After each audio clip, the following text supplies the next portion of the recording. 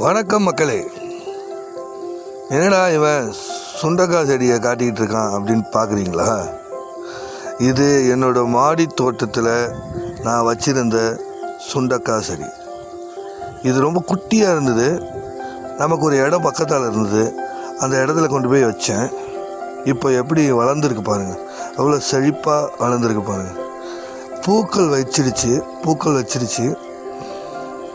ஒரு சில காய்களும் காய்ச்சிருச்சு.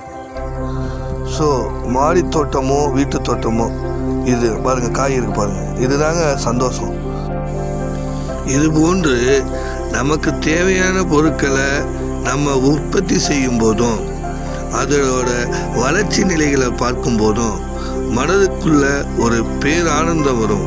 அந்த ஆனந்தம் அனுபவிச்சாதான் தெரியும்.